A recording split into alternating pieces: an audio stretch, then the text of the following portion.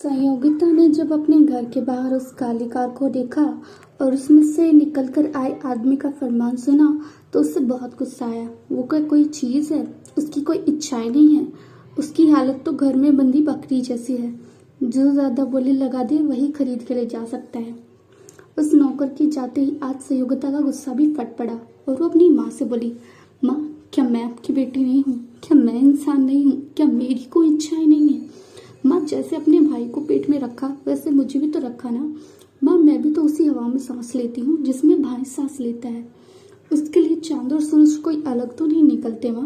तो फिर आप लोग सिर्फ एक अंक को लेकर इतना भेदभाव कैसे कर सकते हैं माँ? उसकी इस बात पर उसकी माँ एकदम चुप हो गई। उसके पास इसका सच का कोई भी जवाब नहीं था। वो खुद भी अपनी बेटी के साथ ऐसा व्यवहार नहीं करना चाहती थी, पर वो क्या कर सकती है? समाज में ऐसा ही तो होता आया है। उसके माता पिता ने जब उन्हें बेटे के समान सम्मान नहीं दिया तो वो क्यों समझे? इसी भावना ने उन्हें चुप करा दिया। उन्होंने संयोगिता से कहा, औरतों को बहस करने का कोई हक नहीं होता। यही तुम्हारी नियति है, इसे मान लो और तुम्हें तो खुश होना चाहिए। इतने बड़े घर के लोग तुम्हें अपनी बहू बनाना चाहते हैं। चुपचाप शादी की तैयारियां करो बस। मेरी किस्मत तुम जैसी होती तो मैं भगवान के चरण धो के पाती।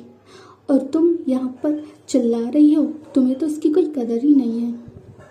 ये कह वो वहां से निकल गई। पर इस बार संयोगिता ने भी फैसला कर लिया था कि वो इसे अपनी नियति नहीं मानेगी और शादी से पहले भाग जाएगी। नहीं करेगी अब वो किसी बूढ़े या कई बच्चों के बाप से शादी। उसकी कोई गलती नहीं है जो शादी के पहले दिन उसके पति की मौत हो गई। वो कोई मनुष्य नहीं है, वो नियति का लिखा था जिसे कोई नहीं टाल सकता था। विनय की मौत पक्की थी। अगर उसकी शादी विनय से तय नहीं भी होती और विनय को अगर उस दिन मरना ही था तो वो मरता। इसमें उसका कोई भी हिस्सा नहीं था। ये बात ये लोग क्यों नहीं समझते हैं? शादी की तैयारियां शुरू हो गई। सारा खर्च संयोग के परिवार वाले उठा रहे थे। वो शादी काफी भव्य होने वाली थी। लोग इस शादी में आने के लिए बहुत उत्साहित थे। सिर्फ दोनों परिवार को छोड़कर और जिनकी शादी को छोड़कर सभी लोग तो काफी खुश दिखाई पड़ रहे थे। संयोग ने सभी रस्मों में भाग लिया, पर उसके चेहरे पर कोई खुशी का भाव नहीं था। उसकी माँ तो हर समय चलती भूनती रहती थी और अपने सास ससुर को कुछ कुछ कहती रहती थी। संयोग के दादा दादी भी उसका चेहरा देखकर दुखी महसूस करते थे, पर अभी नियति का लिखा था, इसे कोई नहीं टाल सकता था। उधर ज़ारा और उसके पति का भी बुरा हाल था। आखिर वो कल की लड़की जिसकी कोई औकात नहीं है, वो उनके घर के इतने सारे पैसे बटोर ले जाएगी। ये बात उन्हें कैसे बर्दाश्त होती? संयोगिता भी इस शादी से बिल्कुल खुश नहीं थी, क्योंकि उसे नहीं पता था कि उसकी शादी किससे होने वाली है। उसके परिवार वाले इस बात से बिल्कुल भी खुश नहीं थे कि इतने बड़े घर के लोग उनकी बेटी से शादी कर रहे हैं। फिर वो संयोगिता को अपने हिसाब से कैसे चला पाएंगे?